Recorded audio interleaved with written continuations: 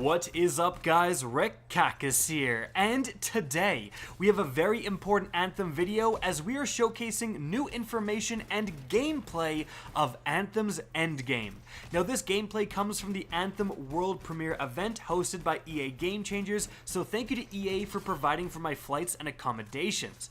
Now, this is a big issue within Anthem. Heck, this is a big issue within gaming in general, is how solid is a game's endgame? This is something that a lot of players really want to know. This is something that players reach surprisingly fast, especially for developers, and this is something that needs to be solid for a game to succeed. Well, this video is, I hope, going to shed a lot of light on Anthem's endgame. So, what the heck is going on with the background gameplay? Well, during the world premiere, they set us up with level 30 max level javelins, and those javelins came equipped with a couple of masterworks and a bunch of epic purple gear and a few pieces of rare gear. So it wasn't like we just hit the end game, we were a little bit versed in the end game, again having some masterworks and so on.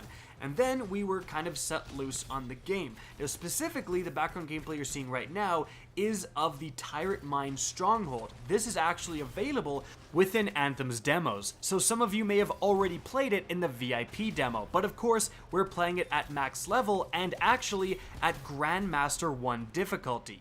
This is a brand new difficulty that gets unlocked once you reach level 30. Before then, it's just easy, normal, and hard. Once you reach max level, you get Grandmaster 1, 2, and 3, and the developers have already said they're open to adding more difficulties beyond Grandmaster 3 in the future. And this whole concept of multiple difficulties is key to Anthem's endgame. It's somewhat similar to a game like Diablo 3, where you are constantly trying to increase the difficulty and challenge yourself more and more, and doing so will give you better rewards. In fact, on the difficulty screens, the game literally tells you the increased chances you have to get Masterwork items, for example. Now, we've known about this for a while, and I was always curious, what's the difference between hard and Grandmaster 1? Well, it's a lot. Now, they hadn't nailed down the balance perfectly, they said when we played this, but oh my goodness, there was not many people during the world premiere that beat this Stronghold on Grandmaster, and pretty much everyone beat it on hard. Like, hard was really not that difficult with their loadouts, but Grandmaster was insane. In fact, the entire time it took us to beat this Stronghold was around 45-ish minutes. It was really challenging, but it was a totally different experience, and it was a lot of fun. Again, on hard, you are running through enemies. There's not as much communication required, but on Grandmaster, we had to communicate every single time. Okay, I got enemies frozen, looking to combo. All right, gonna shoot my missile at him. Comboed. All right, get another freeze on him. Hey, I got acid on this guy. Can you help? Gone down in the back. Can you res? Like, put up your wind wall. Put up your bulwark shield. I need a res. Like, there was an insane amount of communication. It felt like a Destiny raid in terms of the level of communication that was required to succeed, which is a big praise, honestly, and frankly a little bit worrying considering all of this is able to be completed with matchmaking. You can go into Anthem's endgame, and if you really want to challenge yourself, you can set up to Grandmaster 3 and you can matchmake within Grandmaster 3.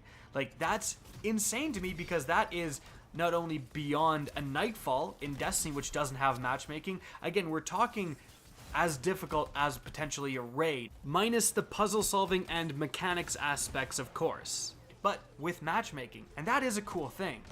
Now, let's talk about endgame activities. Like I've said, the background gameplay is from a Stronghold. Strongholds are dungeons within Anthem. They're kind of the biggest pieces of content that you're going to have in the game at launch. And you can access them during the playthrough of the normal campaign before you reach max level, but of course, redoing them on those harder difficulties are going to be something you really want to save for max level. Even doing a Stronghold on hard is going to be legitimately challenging. You may want to level up further beyond when it's initially unlocked. So doing those Strongholds at max level, especially trying to do them at those harder difficulties, are a big part of the end game. But that's not it.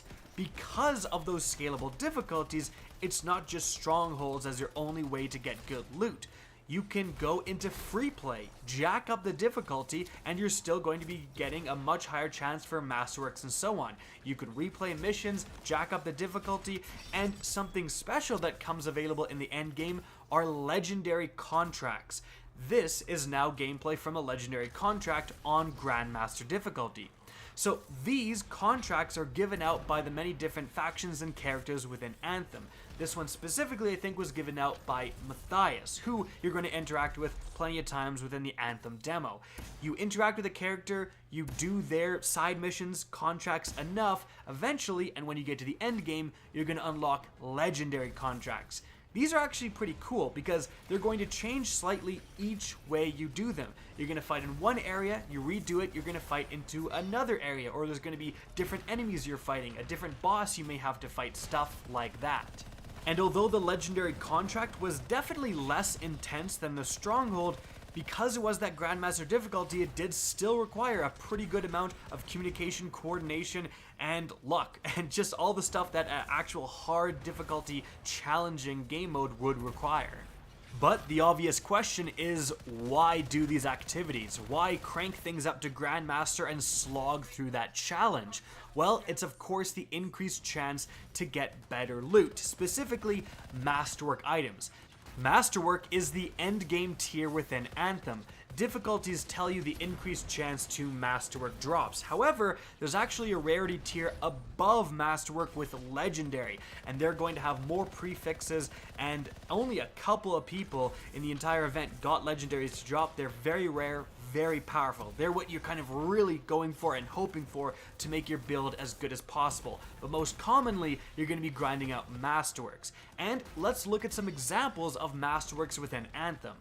So, this is my end reward screen after beating the Tyrant Mine on Grandmaster. As you can see, I got a Masterwork Spark Beam for the Ranger. Now, this is basically going to shoot a laser similar to Iron Man out of your hand, going to do a decent amount of damage and can crit damage. It's actually capable of decimating enemies if you're landing those crits. But anyways, this is what a normal, quote-unquote, boring Masterwork is going to look like. It's going to have a decent amount of power, more power than an Epic, and it comes with 4 different prefixes. And as you can see, the prefixes actually matter quite a bit. We've got combo plus 30% damage, so if someone freezes enemies and you shoot a homing missile, it triggers that combo, 30% more damage of the thing you want to do the most damage possible, which is combo, is very, very effective. We've got your Q ability, plus 30% damage. A 30% damage increase to one of your abilities is insane. And the thing is, this isn't like Destiny, where you can put one Masterwork on or one Legendary. You can have all Masterwork gear, and it's not just abilities. Another Masterwork I got was these vented thrusters. They're going to increase the threshold before overheating occurs by 35% of base threshold. That means I can fly 35% further, and they've also got bonuses to overheat and ice.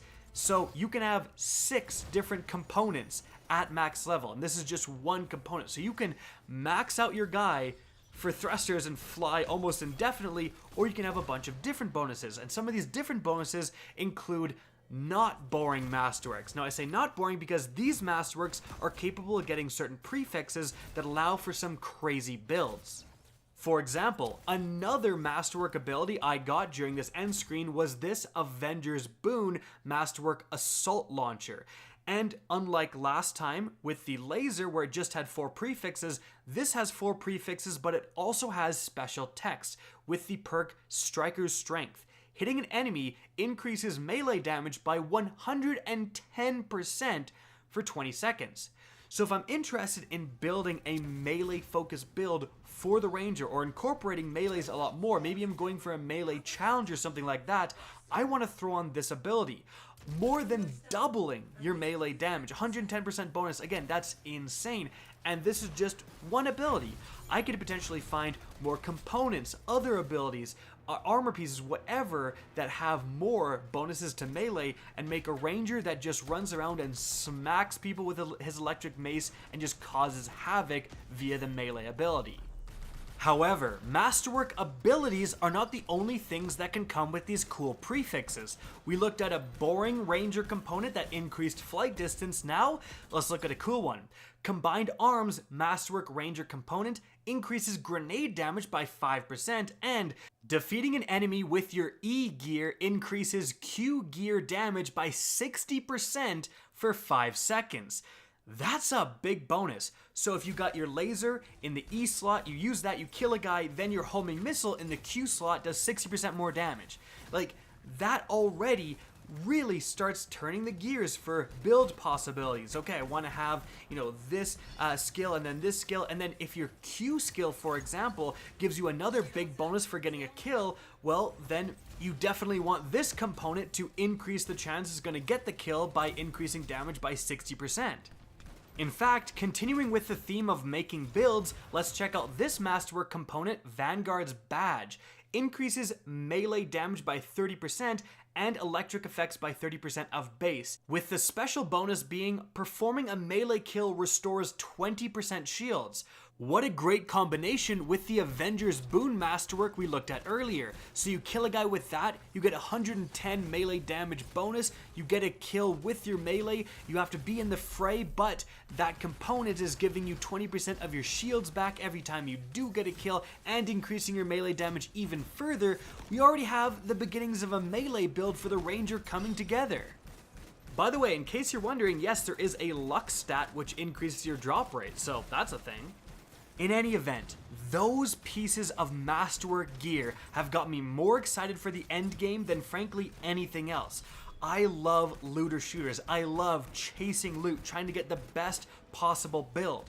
That was what you did in Borderlands, in Diablo 3, in games like that. Games I fell in love with, games I got addicted to, was that constant chase for loot. And Anthem really allows you to do that. It doesn't put limits on your build like Destiny does with only one exotic and with dumbing down the perk system in D2, so you have to pick one attunement. Anthem kind of lets you do it all, have all these masterworks with all these crazy abilities, and I am really excited to see what kind of builds come out of this game, especially with all the different javelins and all their different abilities that you have. Now, I said in a different video that I was worried about Anthem's endgame. That was the one thing that I was unsure about with this game.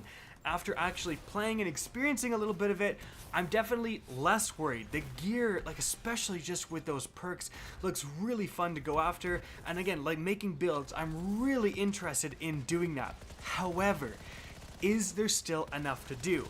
Will replaying certain missions, legendary contracts, and strongholds be enough? And also, how good is the gear chase? The gear looks great, but if you're getting 4 masterworks per game and there's a few you need to make a specific combination of the thing that's clearly overpowered, if the best build is discovered pretty quickly, then the end game might be in a little bit of trouble. Now, there is stuff down the line. BioWare has said they're launching a raid-style activity soon after launch, hopefully within about a month span.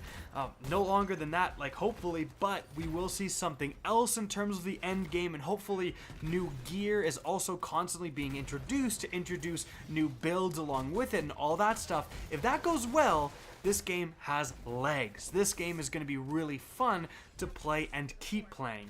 But if they don't introduce new gear fast enough, if people run through the content and, develop builds that can do Grandmaster 3 pretty quickly, and the meta gets kind of stale, that can be a problem, a big problem for this game. Frankly, we still don't know, but hopefully this video has given you a little bit of an idea of what Anthem's endgame is going to be like.